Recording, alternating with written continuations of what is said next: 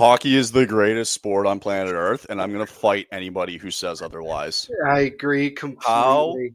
fucking bananas was that weekend?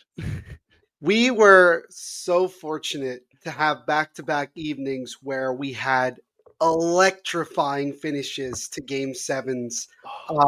And somebody that I'm really good friends with, he has like a really popular college football Mm, Twitter account. Um, he's a huge hockey guy, and he has been saying like, "Oh, the NBA could never, no. like the NBA playoffs could never." Mm-mm. And if you think about it, like both game sevens in the NBA playoffs, no drama. As a matter of fact, they ended up being blowouts, like Right. double digit wins. Um, but I was thinking, like kind of jumping on that. Think about this: if you're like Colorado, like a Colorado sports fan, Sure.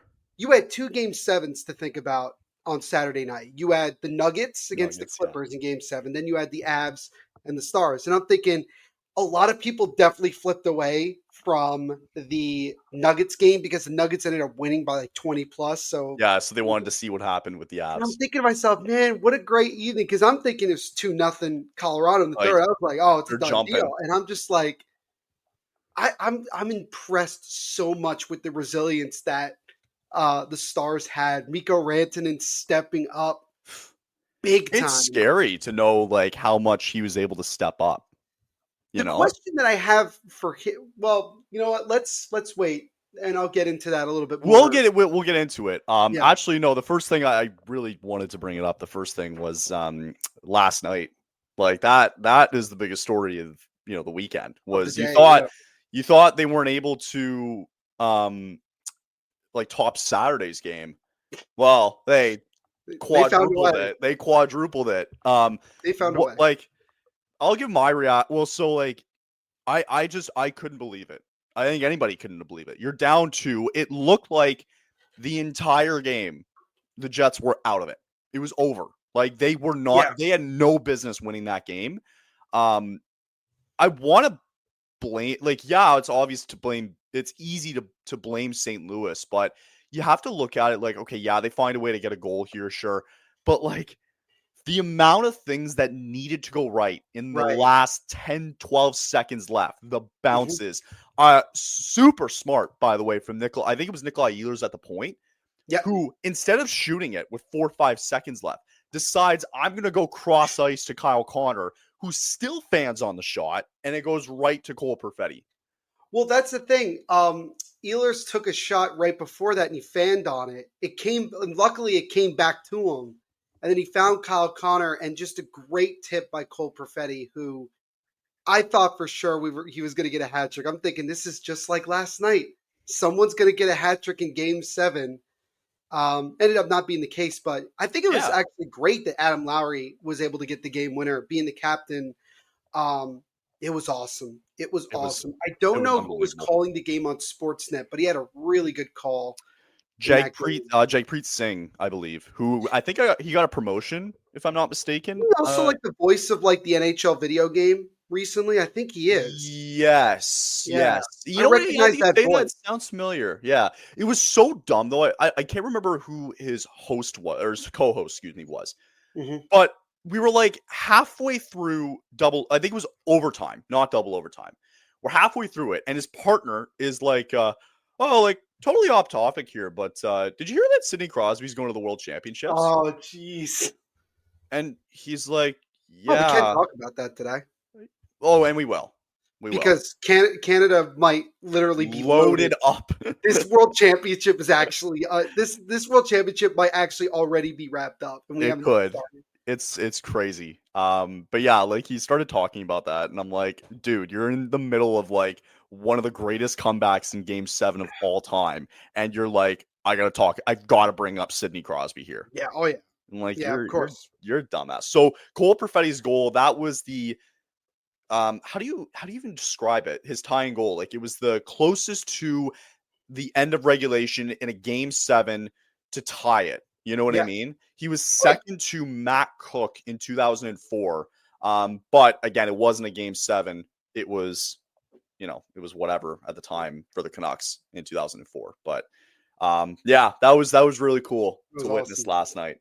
Um, Electrifying. very electrifying. So yeah, we'll dive deep into round two. We'll get our predictions ready as it starts tonight, I'm sure my prediction will go just as well as the first as round the did. first rounds usually did. Oh yeah, But yeah, we have Flames news, which is odd. Like I don't think we were really expecting it, to be quite it came frank. out of nowhere. It really did. This was not a rumor. This was not something that like we've kind of expected to happen. This came out of literally in the middle of the Left day field. on, was it Saturday? Yeah, you messaged me Saturday, I believe, I and think I I was was the one like, that "What?" threw it to you. You threw Yeah, it to me, and that was the first time I saw it. I was like, yeah. "What?" Because our friend of the podcast, Steph, she messaged me and she said Coronato in like all caps. And I'm Oh, like, okay. well, he didn't get I was like thinking like, well, he didn't Well, he get didn't get traded. traded, number one. Right. And then I look and then it like the Flames, I think, posted it first. And I was Yeah. like, wow, like, okay. So talks began. I was reading it. Talks began back all the way at the trip down New York, if you recall, right? The one Hmm. where they won three in a row. It was after the Rangers game, actually, on the way to play the Devils on that Thursday, the one that me and you did. And Hmm. that's when talks began. And it was very clear that the side of Coronato's camp said, we don't want a bridge deal.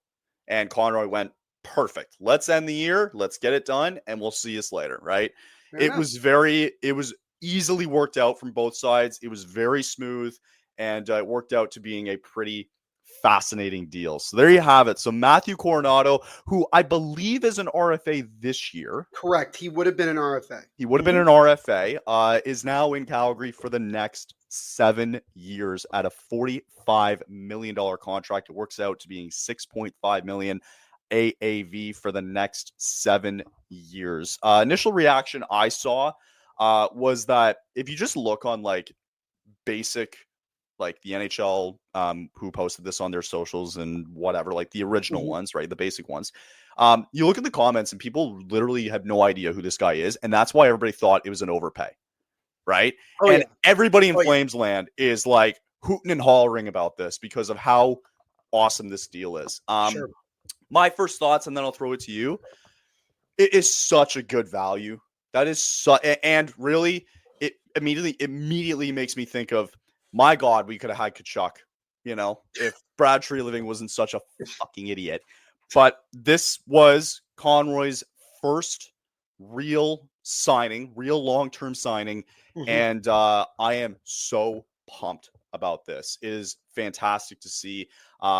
Yeah, like the value of it is really, really good with the cap going up here. Yeah. So the 22-year-old, again, he was on the final year of a 3-year deal. It was a $4.4 million contract, so at a $1.49 million AAV. Yeah. And he broke out this year. So far in his career, he's got in 77 games, he's got 24 goals and 23 assists. That was actually his full year here for the Flames. So in those 77 games, he had 24 goals and 23 assists for 47 points on a forward group that at times, like, he was playing with Backlund, he was playing with Coleman, he was playing with Kadri, he was playing with Hubert. Like, he was playing everywhere, right, on this top 12. And he was third after all that in goals and points. And to be like so up and down, back and forth, like, you know, to finally get like, you have an identity with this guy now, is he's solidified himself in the top 6 for the next Hmm. 7 years, is really cool to see. And then for those of you who don't remember, he was the 13th pick all the way back in very shortly, actually, 2021, Hmm. when he had in his, I believe in his college career, 56 points, 27 goals and 29 assists. Again, like very similar to who he is. Last thing before I throw it over to you, Neil, just quotes about it real quick, where he says, I'm just really excited about it. I love playing for the Flames. I love the city, so I'm excited to be here long term and continue to get better and grow with this team. I love all the guys. I love all the staff. It's just an exciting day for me and my family. And he continues on by saying, I just want to continue to improve and find little ways that I can help with the team more, whether to be on the defensive side of the ice or maybe finding ways to get open more in the offensive zone. Just trying always to look for little things that I can do that will help this team continue to win and the playoffs. It's going to be a big goal for this group. So I'm already excited to get back next season. Yeah. So Neil, your thoughts on Coronato's 7-year, $6.5 million deal with the Flames? I said it on Twitter when this first came out that, you know, Coronato is coming off of a year where he had career highs in games played, had career highs in goals, and had career highs in points. Ironically, it wasn't he didn't have a career high in assists, which is kind of interesting because I think At last year 23, yeah, that's he right. had Yeah. 23, and I think he had 25 or 26 2 years Yes. ago. I believe if I saw that correctly. But basically, Coronato took a step forward, right? And we talked about at the beginning of the year that he needed to step up. He needed to take another step forward. He needed to start showing what he can do. And he did. He did it in spades this year. And so for the Flames to sign him at 22 years of age, people forget he's only 22. Yeah. He's not even really in the prime of his career, at least not the way that I look at it. I always look at it like you're in your prime when you hit like 25, in my This was opinion. his first full year with the Flames. Correct. First. First full year. And he was very, very solid. And this is a really good piece of business by Craig Conroy here to lock him down. And what it essentially does is it's the sending of a message to the rest of the team that Craig Conroy is ready to establish that core, establish that guys want to be here, guys want to have the chance to be a part of this team long term and to establish, who are the guys that we look to moving forward. So for Coronato, I think this is great. He proved himself a lot. And again, his agent said we're not doing a bridge deal. He was on a bridge deal essentially. That's the way that I look at it. With Not 1 point. again. Like, Yeah, yes, not makes sense. again. Right, right. Of course, it's like when Line was going through his contracts with Winnipeg and then eventually Columbus. Like he ended up signing I think like two different bridge deals at one point. Correct. It was Yeah. insane. But for Coronado, this is great. This just shows the belief that the Flames organization has in him long term. Mhm. And I get it. Like Coronado is not a very well known name outside of Alberta. Um, just being No, blunt you're here. right. Yep. Um, and I think he'll become much more of a name next season and moving forward because of the abilities that he has. So it's really exciting. And now he's one of those guys that we know is going to be here long term. So now it's about establishing who your core is, which you're starting to with Coronado, and how can you build around it. And I think that that's really where it is. And look, the Flames have money to spend, right? I mean, they have a lot of money to spend, and they You do. wanted to make sure this was done. This is like one less thing they got to worry about when they get to July 1st, because like it says here, it could have been restricted free agent. And with the likelihood that more teams will offer sheet guys, it's just a risk that I don't think the Flames wanted to take. And so Not at they all. sign him long term, and now he's a part of the core. Really like this, and I think it's a really good start to the offseason for Craig Conroy and the Flames as well. So the next thing that was brought up was your boy originally, Kevin Ball, Mm. where it was rumored that he is going to be looking for anywhere between 5 to 6 years. They didn't disclose the amount of money, but going into an offseason where the key names here are clearly three that we have left now in Dustin Wolf, in Connor Zary, and now Kevin Ball. Hmm. Everybody else is more UFA, but you have like the key guys here who you want to be able to lock down. Because you're right, like you totally hit the nail on the head there with the RFA talk. Like it feels like it's gonna be that type of offseason again where Sure. RFAs are gonna like start coming through the roof, right? Right. It's gonna be fascinating to watch this offseason. That's the number one thing. So Yeah. to get this out of the way, it now sets a benchmark for the rest of the signings to come. Hmm. So now I'm more curious because I think it's fair to say that we're all very confident that the three names that I mentioned there are going to get signed, right? Yeah. How long it is, I don't know. Again, Kevin Ball, 5 to 6 years. Connor Zary, I could see being in the same sort of ballpark, to be honest with you. And Wolf, like, give him an 8x8 and call it a day. Like, I would sign him in a heartbeat, Yeah. I right? I I think I had looked at it at least with Kevin Ball. I think 4.5 by 5. I think I said that wrong. 5 by 4.5 would be like where I think would be Oh, reasonable like you for have him in him. the $4 million range. $4.5 to $5 million range, and for 5 years, because again, Right. that goes along what he's looking for. With Zari, I don't think it'll be that difficult. Honestly, I think the one that might be the most, I don't want to say challenging, but the one that might take a little bit longer is probably Dustin Wolf. I don't think Yeah, I it's can see that. I don't think it's a level of term. I think it's more of a level of money.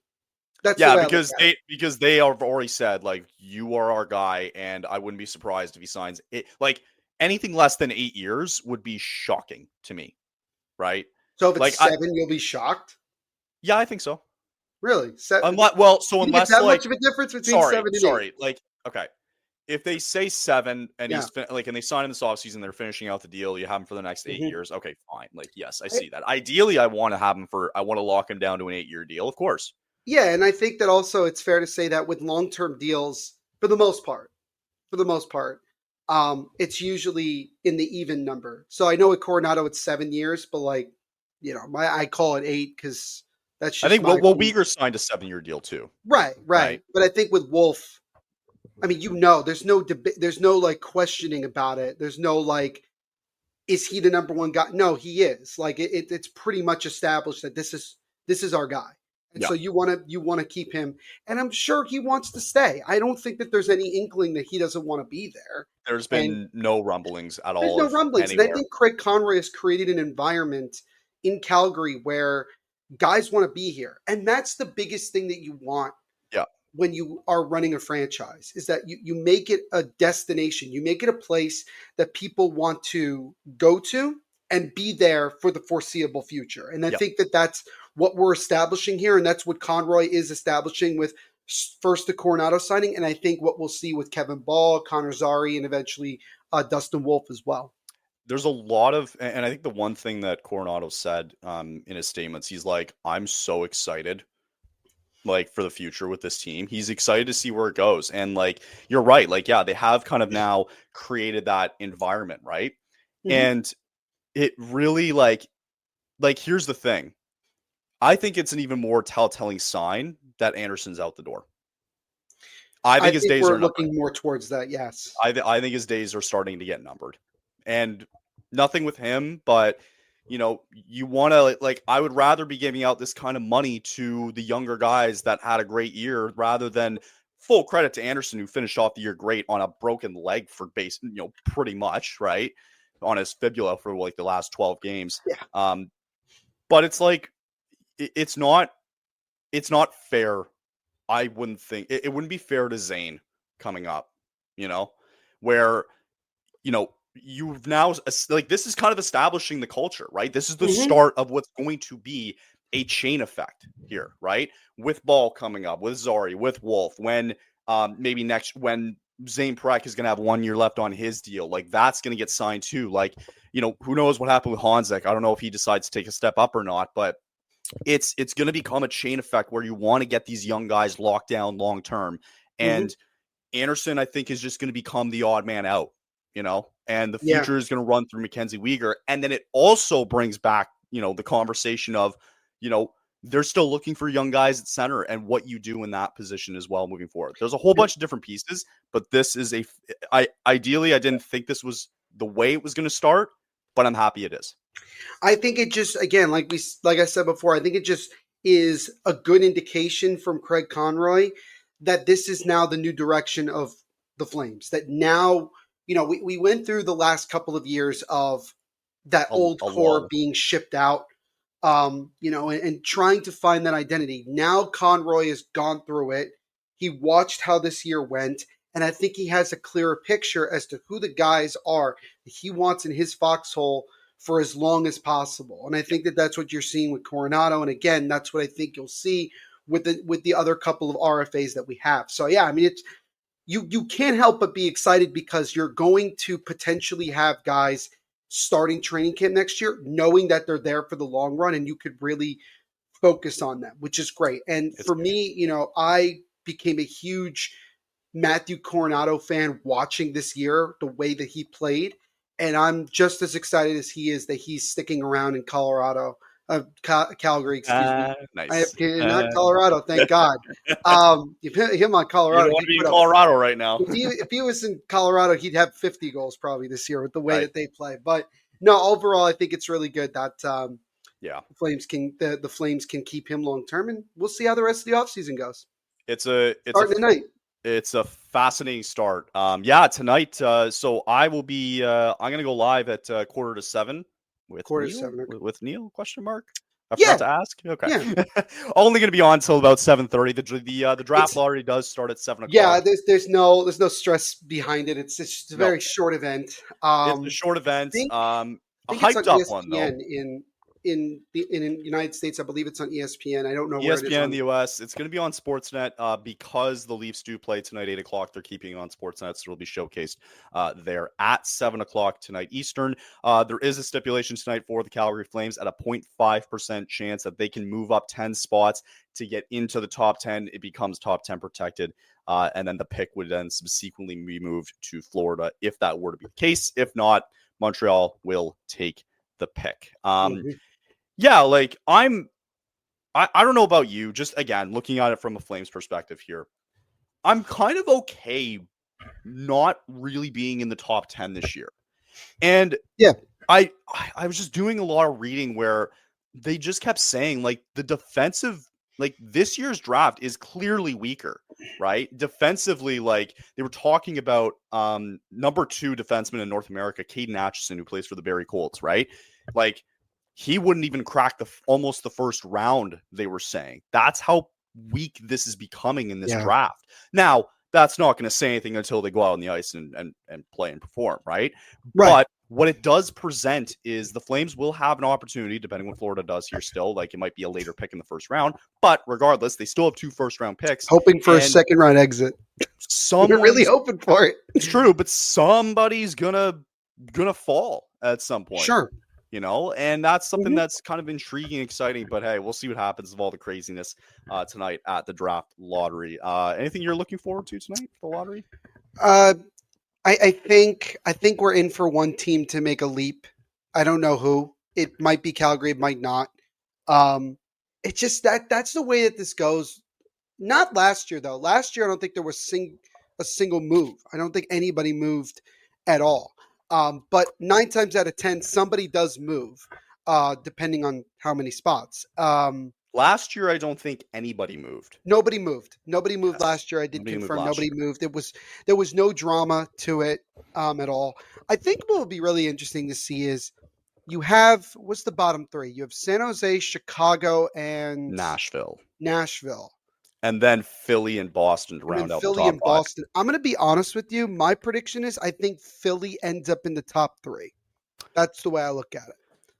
I think think I think that Boston's going to find a way into that top 3, someone man. said, I forgot who it was. Someone said that like of all the teams like in the top 10, like who really like they say always like who deserves it, right? I think Philly needs like Philadelphia needs Philly, this. Philly needs it, especially if you look at what happened the last time they had a top 3 pick, Yeah, Nolan Patrick.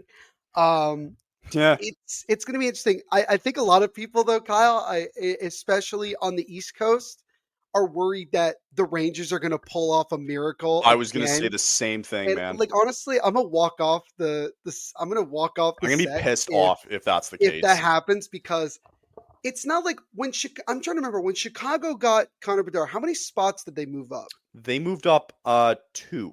2. So like that's not as bad. It was bad when the Rangers won the lottery. Maybe one It or might have 2. been one. It was One one this thing. year. Yeah. If you remember, the Rangers won it despite playing in the bubble, the play-in round. And I thought Yeah. that was a load of garbage. And they had even less of a percentage of getting it. So like I don't want to be To be Mr. fair, it hasn't really worked out for them. No, no. I mean, Like it's no, it not working hasn't. out great. It's not working out great. Lafreniere Yeah. might be moved at this Yeah. offseason. Who It's knows? going to be it's fascinating because I want to see the amount of guys that could potentially drop and then maybe there's a good snag there. So, I we'll see think what the happens. Flames will end up being where they are right now. I think that's the most likely scenario, which is fine. Like 0.5% chance. Yeah, like Sure. Montreal's Yeah. going to take the pick, right? Um, I think the big thing for the Flames, especially with this type of draft, I think it's better to just stay put and just see how the cards, how Just see what happens. what Yeah. you get. I think honestly that's the way, you know, I think that's the easiest way to go about it. I could very easily see them move out of the first round from that Florida pick. I would do it, I would. especially if there's a Mhm. young if there's a youngish like center that again Craig Conroy's looking for that could be made available, with that pick, not in the draft, but in the sense of like Yeah. it's some team calls and says, "Hey, we're offering thus and so." I'll tell you this. I'll throw you a question. I'll actually throw you a quick question. I like it. If JJ Paterka isn't signed yet, would you be willing? Would you be willing to trade the first round pick we have? So Calgary's, So, well, it'd be New Jersey's pick though, New Jersey's pick. right? Excuse me. Yeah, that's what you're referring to, right? Right. Yes. Okay, yeah. New Jersey's pick to Buffalo for the signing rights to Paterka, not knowing if he's going to sign or not. Is that too much of a risk? Because again, he does. We talked about Mm, it last week. He does fit what the Flames are looking for. it's certainly intriguing. I think what I would rather it's intriguing because it's a risk, right? Because you're not Sure. sure. I think it's too much of a risk. I Okay. get where you're coming from. I think it is just hmm too much of a risk because you don't know if he even wants to sign there. Plus, hmm you already have a loaded up center field, right? Which needs to be looked at Sure. coldly and calculated, and he's going to have to make a bold move, I think, eventually. But also, too, I think that with Anderson seemingly out the door this offseason, the asking price is I don't even think it's going to be a pick. I don't think they're looking at a pick. They're looking at it like a top like center prospect. Like that's what the Yeah. look is going to be, right? Like we don't care Yeah. about the picks. They want a top centerman for this Yeah. switch, right? So I would rather take my risk on that. I get where you're coming from, but there's just Mhm. no real like We, you don't know if you're going to be able to yeah. sign him or not Right. though, And right? I guess I don't know if it's possible because he's an RFA, but if it was a sign and trade, would you be more inclined to doing it? I'd have to look at the package Or and you see have to what it look is. at it. Yeah, That's fair. definitely have to look at the I was package. just saying, like, if that's what I meant by giving an example of like Sure. said young player. There's other guys out there. It's not just Paterka. It's not just someone like Matthew Nyes or whatever. I Right. think it's more of just like I would be interested to see if like somebody would be willing to To play do a ball. sign and trade. I wouldn't really entertain other teams that are below the Flames. Yeah. Um, be, Yeah. I just because unless you're getting like a top tier guy, like I don't a top tier young player prospect, I just don't see a world where that makes I don't sense. see it either. But you're also like people are forgetting too that it's nice that like yeah, it sucks that you'd have to give Florida the pick to Montreal instead of being in the top 10. Like whatever, right? Like I think it's more important that they had this fantastic year and like you're able to really build this Right. culture and build around this team. But people are forgetting we have 2 first round picks next year.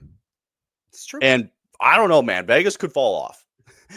I'm kind of hoping for that at this point because At I some don't trust point they're Florida going losing to to. Yeah. Toronto right now. Yeah, Look, at some point they're going to. Their main core is like in their 30s. So yeah, like as we know with human nature, eventually perfect it's going to timing. become and like they don't have a lot of prospects to really work with. So, you know, It's gonna be that's the way I look at it. fascinating. Yes. They All right. really should have lost in the first round. Yeah, I mean, that's a telltale sign. If you're struggling against Minnesota, man, oh boy, it feels like I feel like, well, we'll get to our picks, but the Yeah, we Western have. Conference Final of last year feels Yeah. like it could go that way too. So, okay, let's take a ad break and we'll come back and we'll give our second round playoff predictions. Let's do it. If you're ready to win some real cash during the basketball and hockey playoffs, check out Pick 6 from DraftKings. When it comes to basketball payouts, DraftKings Pick 6 posterizes the competition, including prize picks. Hit all your picks and score higher minimum payouts on Pick 6 Plus, even more cash if you outscore the competition. Pick 6 is available in most states, including Missouri, California, Texas, Georgia, and more.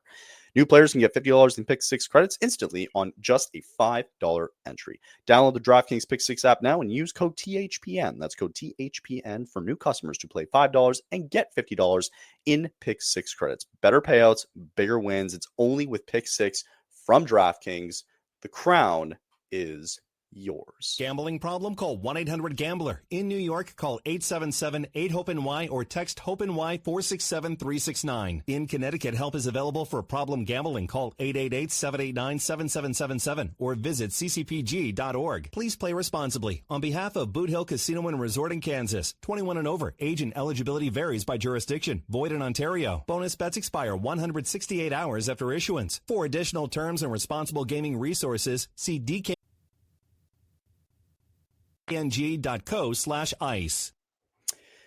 All right.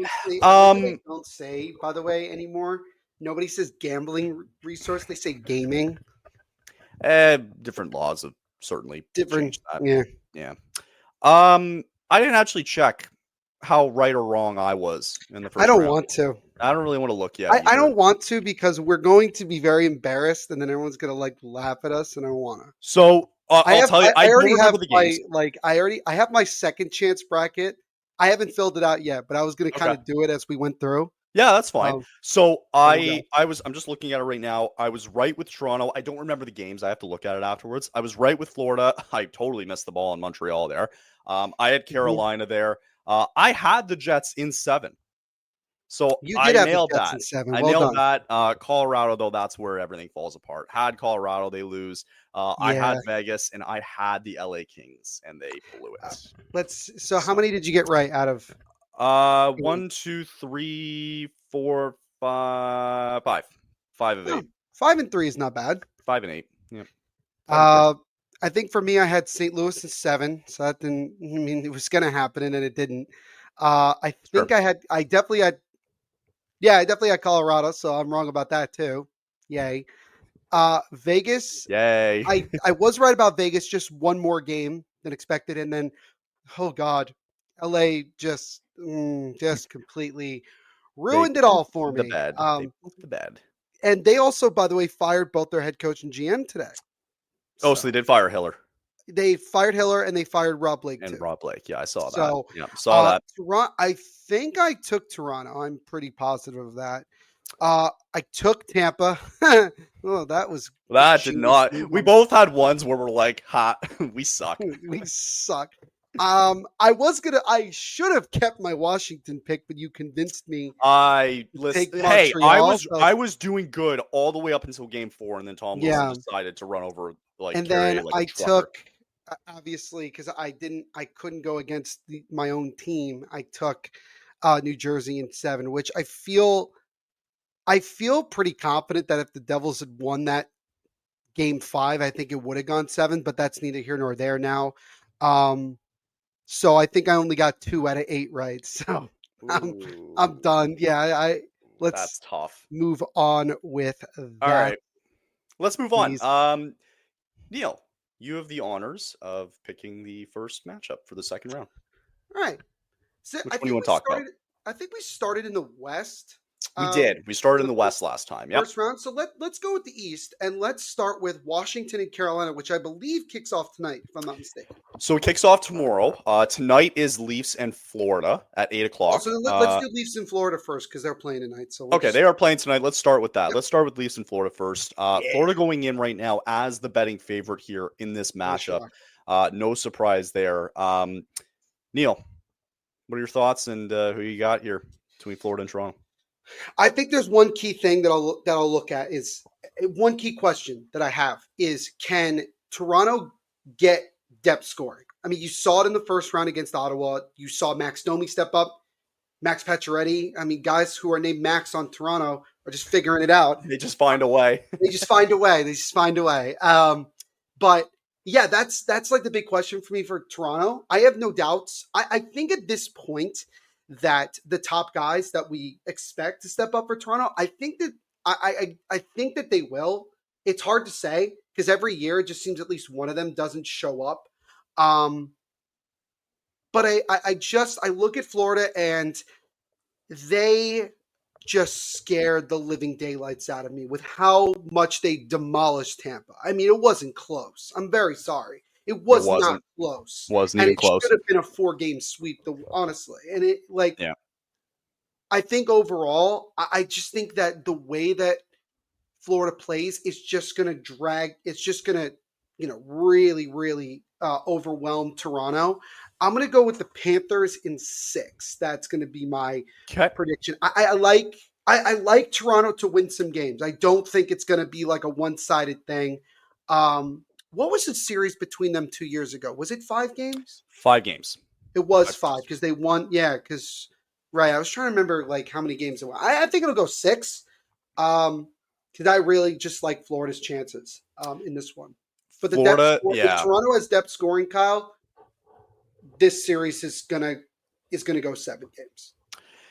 Well, that's the thing. It's depth scoring for Toronto, but also like you still have to get your key guys to go off here. And frankly, this is a legacy game for Mitch Marner and Austin Matthews. Sorry, legacy series coming up for the two of them, right? This is to determine a lot here. Mitch Marner in particular, more or less Marner too. I would say more Marner because of the fact that he is going to be the top free agent. UFA. Totally agree. I think the other thing to look at too is that Florida was penalized a lot in that series against Tampa, and they were relentless. And that's something that you can't really do against this Leafs team because they can be very effective on the power play, and they showed in Game 6 when Matthews goes and puts them up 1-0, and a little sketchy at the end, but they got there. Yeah. I just think Florida's just better than last year. Like, you talk about depth scoring here for Toronto, like you got Brad Marchand on the third line here. Yes, Florida. you do. You got him on the third line with Luosterainen and Lundell. Like, that's how crazy this is. And you're telling me that like had a great and you're telling me that Bobby McMahon, Max Domi, and those guys have to beat that line. Like, good luck, right? Yeah. I think this is going to be a beatdown. Yeah. I think they're the important thing for Florida is that they're healthy. They are so healthy, man. And that was a question we had going into the playoffs: is how healthy are they really? They were just loading up and getting ready here. I just think they're going to completely outmatch the Leafs here. I got the Panthers in 5. I don't think it's going to be close. I think they're in tough here. And congrats on getting out of the first round. Now you get Florida. Well, I feel like now, like, it's not even like a joke anymore to make like, oh, can't get out of the first. They've done it 2 of the last 3 years, so it's like whatever. Yep. But I'll say really quickly, the one thing Florida has to do is stay level-headed. Yes. They can't. I agree.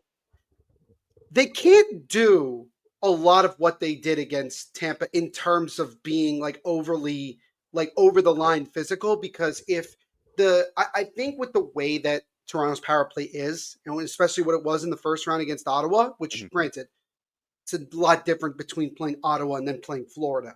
But you can't give a team with that much talent on the power play multiple chances to score. Like you just can't. And so I think that's kind of the weird thing, right? Like the one big thing for Florida is like just don't take stupid penalties. And I also worry about Anthony Stolarz and that. I don't care what he did in the regular season. It gets thrown out the window at this point. And he was okay against Ottawa. I don't think he game 6. They won, but game 6, I was not.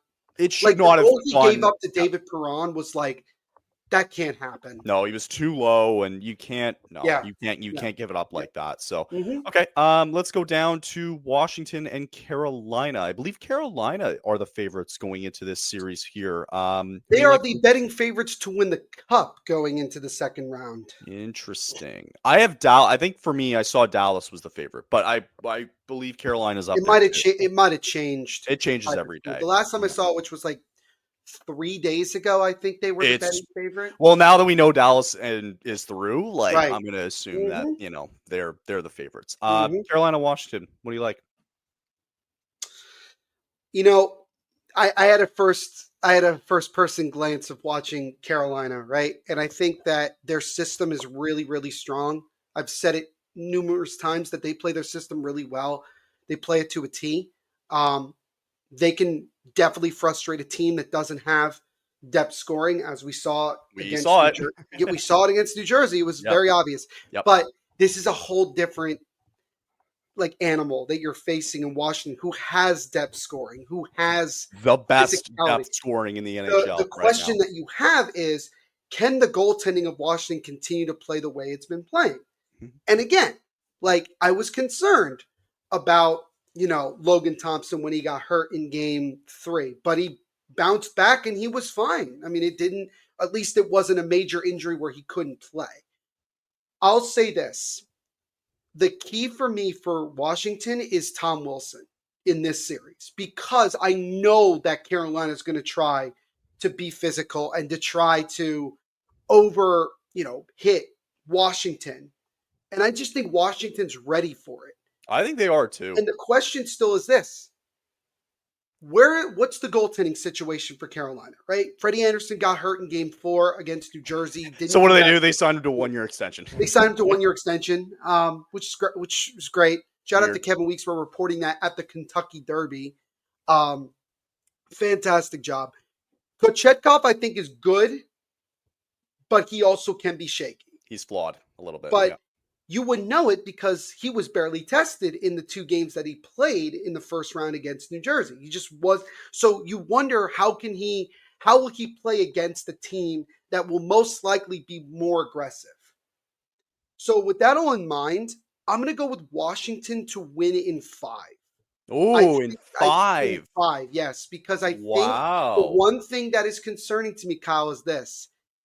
Did the Hurricanes really score a lot in the first round? Did they there were several times they scored empty net. They didn't, and to be fair, well, game 1, but yeah. 4 of the 5 games ended up being decided by a goal or 2. Or 2, yeah. Or 2. One of them was an empty netter, who cares? And the last 2 games went to overtime. I mean, by all rights, a lot of people thought the Devils were going to get swept. And they fought to the best that they could. Mm-hmm. But, you look at Carolina, and I just, the offense is the problem. I just don't know. Will it dry up is the question. I don't know. It's just the depth of Washington just feels better than what Carolina could throw out. But if Carolina could have success defensively the way that they did in the first round, I could definitely see Carolina, winning this series. But I'm going to go with Washington. And you know what? I'm going to change my prediction. I'm going to say Washington in 6. I want to be a little more fair to Carolina. Okay. Washington in 6. So I think this series goes 7. Okay. I think it's probably going to go 7. I feel it in my bones. This is going to go 7. I had Carolina in my original bracket going to the Eastern Final. And the reason why I had Washington out was because I thought they were going to be flawed a little bit against Montreal in the sense that, is it going to be, for some of these guys here, is the moment going to be too big? And that wasn't the case because of one man, and it was Tom Wilson, right? Yeah. Who I think is the most underrated player in the entire league. I don't think he gets enough credit. I think he should have been on Team Canada for the 4 Nations. It's been talked about, but the problem I think I have a hard time with Carolina in two senses here. One is the physical battling that they had with New Jersey a little bit. Yeah, it ends in 5 games here. That's going to be doubled here by Washington. And they're going to have that bullish mindset as well, too. Yeah. So I think Washington wins that. And then goaltending for me is kind of canceled out just because you're getting questionables on both sides a little bit. So that for me cancels it out. But then the other problem is the first thing I think of is Carolina. Yes, they were dominant. If you remember when we were both watching game 5 there, but you got to finish at some point against that team. Right. And I think the biggest problem is going to be, the biggest players and the most key players in this series, if Carolina is going to win, are going to be guys like Aho, Svechnikov, and co. Right? Seth Jarvis. Oh, even more Seth Jarvis. I thought he was a ghost for a good chunk of that series, right? Maybe outside of 1 game. So you can't have that going into against this team who's got more depth than you. And I think it's even more important that if there's any series that is more important to being home ice advantage, I think it's this one.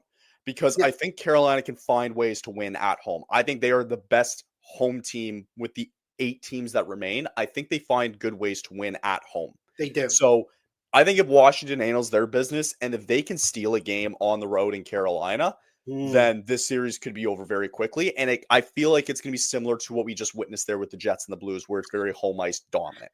Yeah, and I think you bring up a lot of good points. And the same goes for Carolina. If they can win a game in Washington, which is possible, It's not out of the realm of possibility. Of course they can. Every team left here, like, of course. Like, it's going to be hard, but they can, of course. It will be hard. I'm really, really, I'm excited. I think in the East, that's probably the series that I'm fascinated to see what's going to happen. It's very fascinating for a lot of different reasons. Yeah. Because you can even make an argument. It could be a toss-up between those two teams, honestly. It could. And that's why. Sorry, I was just going to finish my prediction. Yeah, go ahead. I'm going to have Washington in 7. I'm going to flip my pick here because I think if they get home ice here for Game 7, I just think that they're going to be too much. Well, I think if it gets to that point, I like them more at home. If it was the other way around, that's why I probably would have took Carolina. I think home ice is going to play a huge part in this. Well said. Did you have a point that you wanted to say? No, before I cut you off. No, you're good. No, all right. Can we start with Vegas and Edmonton? Yeah, save the best for last. Yeah, why not? Yeah. All right. So Vegas favorites going into this one here. Oilers, to me, have no business being in this series whatsoever. Starts in Vegas on Tuesday night, I believe, is Game 1 starting tomorrow night. Confirmed that Calvin Pickard and Aiden Hill are going to be your starting goaltenders. I saw already for Game 1. So that's confirmed. It's the weakest goaltending. I got to be honest. High scoring. I feel like it's going to be high scoring as well, too. Oh, yeah. Neil, who you got? I forgot. Vegas is. Does Vegas have the? They do, right? They have the home ice. Right? They have home ice and favorites going into this series. Yeah. That's a real I'm trying to be It's a fair. tough one to pick, man. It's a tough one to pick because which goaltending is going to be worse? Because I mean, honestly, Edmonton, it's got to be Pickard. I can't. Magic has to end. I just want to say really quickly that if it wasn't for a reviewed for an offsides in Game 6, in Game 5, Minnesota might have won that series, and we're not even talking about Vegas right now. You got it. Because they would have won Game 5. It should have gone back to Minnesota 3-2. 3-2 Minnesota, not 3-2 Vegas. But that's neither here nor there. I think the problem that I have with Edmonton is it's the most obvious thing, and that's goaltending. I just don't like my chances with Calvin Pickard. I don't feel comfortable. I don't feel comfortable. Even if you put Stuart Skinner back in, I don't feel comfortable. Right. So this is going to be more of a hot take maybe than anything. I'm going to go with Vegas in 5. I don't like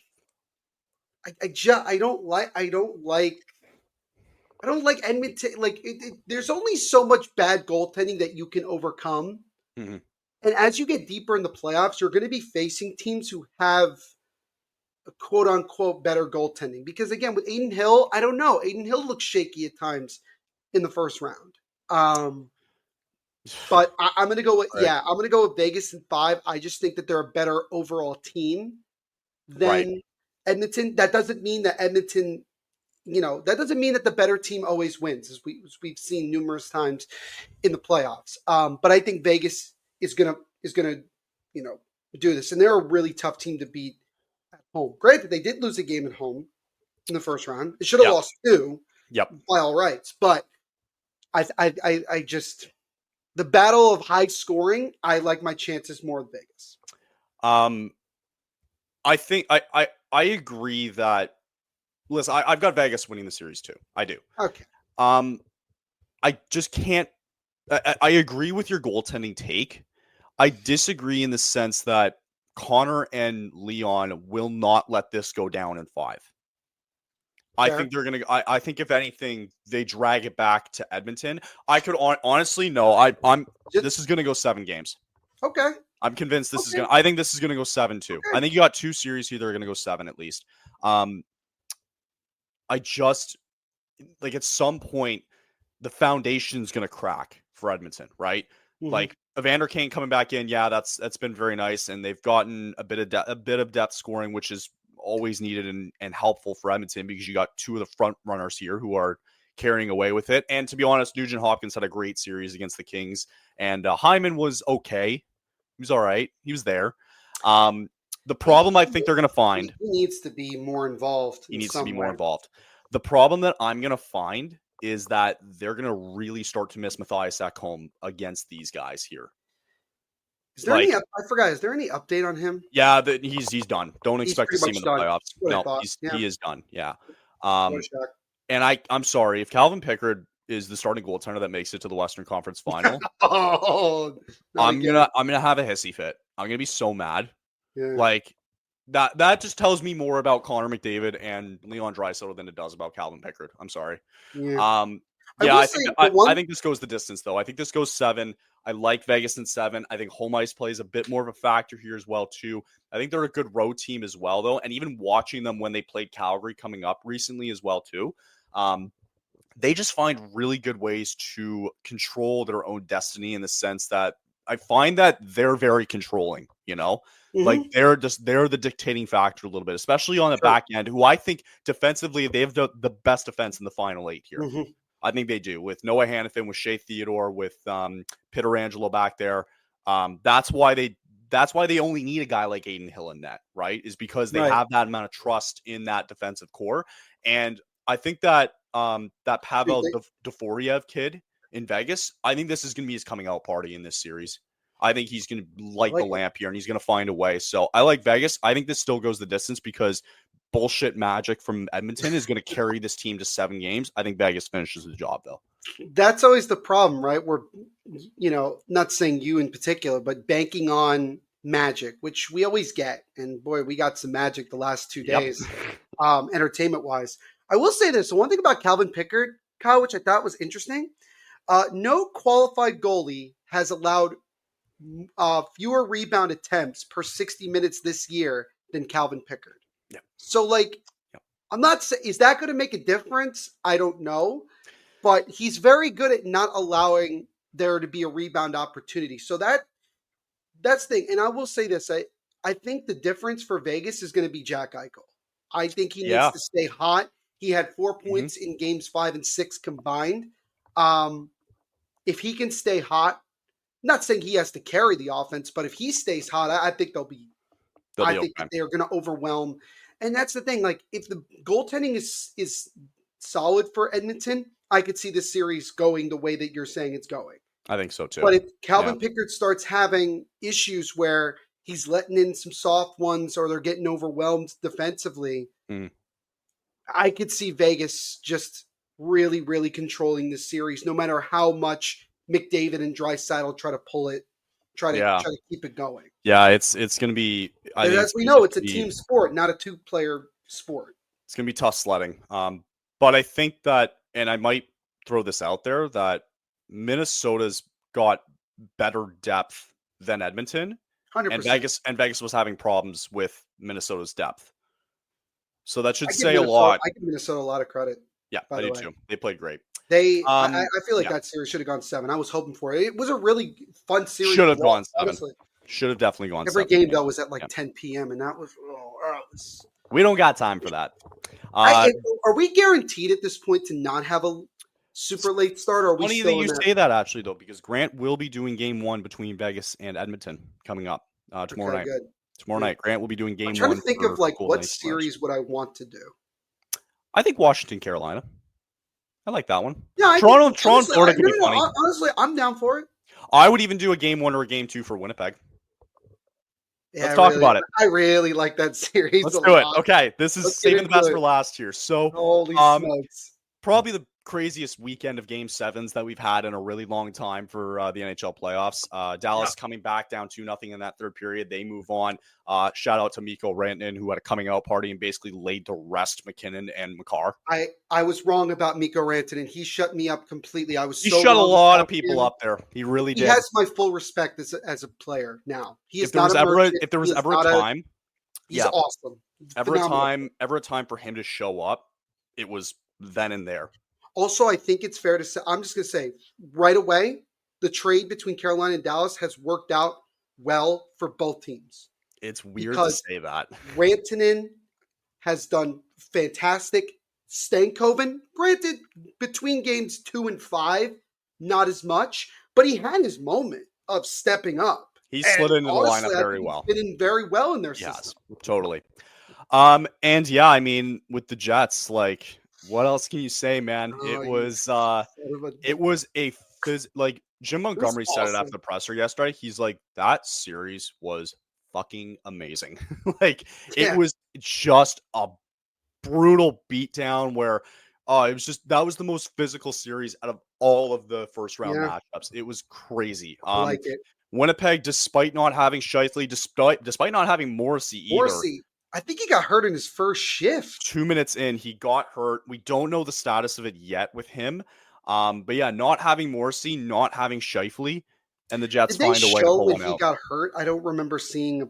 They did show it. It was along the boards. I believe it was Radek Faxa who hit him, I believe, and he kind of got hit awkwardly and he didn't return. We're going to hear more, I guess, today from Josh Morrissey.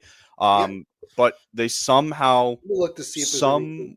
some way, somehow, the Jets find a way to tie it with 1.6 seconds left, and they go on to win in double overtime. Yours.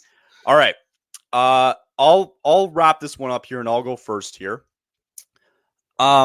I think that a lot of people probably expected it to be Winnipeg and Dallas, maybe on a lot of people's brackets, I would say. Fitting, I think this is how the Central Division is going to be taken going, whoever goes to the conference final here. I've got a shocker for you, Neil. You ready? Sure. I got the Dallas Stars winning in 4 games. You're going full sweep. I've got the Stars sweeping the Winnipeg Jets. Wow. There's I think, and I thought my Vegas in 5 was a stretch. I think the Stars are going to sweep them. I think that the Jets got so banged up in that series against St. Louis. I think it's going to take a massive toll, and I think the Stars went the opposite direction. It clearly wasn't as physical, but the way they persevered and the way that Mikko Rantanen had a coming out party, Dallas is just deeper. I think they're a much deeper team. I think they've got the better goaltending. I can't trust Hellebuck with a 5-foot pole. And I think the health of their star players in Shifley, in Morrissey, in Neil Pionk, who played 46 minutes in Game 7, I think that's going to play a toll. And I think Hellebuck is going to be the only reason why Winnipeg can stay in the series. They had no business winning that Game 7 yesterday. Credit to them that they pulled it off with a rabbit out of their ass and they found a way. I give them full credit. Not against this team.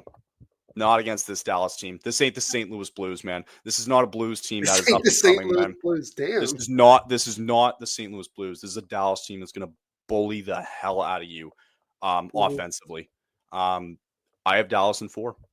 I think they sweep them. Can that be clipped? I feel like that needs to. I'll clip it. Yeah, I got it. I'll clip it. I'll clip it. I think you have to face the music on social media for that. I'll face everybody. Right, I don't think it's a crazy thing to say. I'll give it to you. I love it. I love that type of thing. First and foremost, just want to give the Blues their flowers. Like, obviously, the way that it ended was bad. Yes.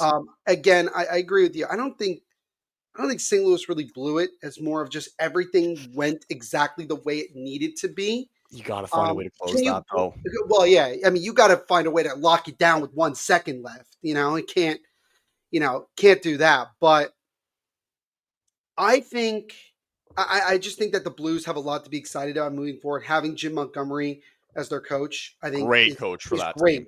Fantastic. Jim Rutherford continuing to make really good moves. That team needs to add a little bit of more scoring, which I think they could in the offseason. We'll see. Colorado, yeah, I'm not going to give you any credit. You totally blew it. You totally 1,000% blew it. I don't know where you go from here. Honestly, I don't know.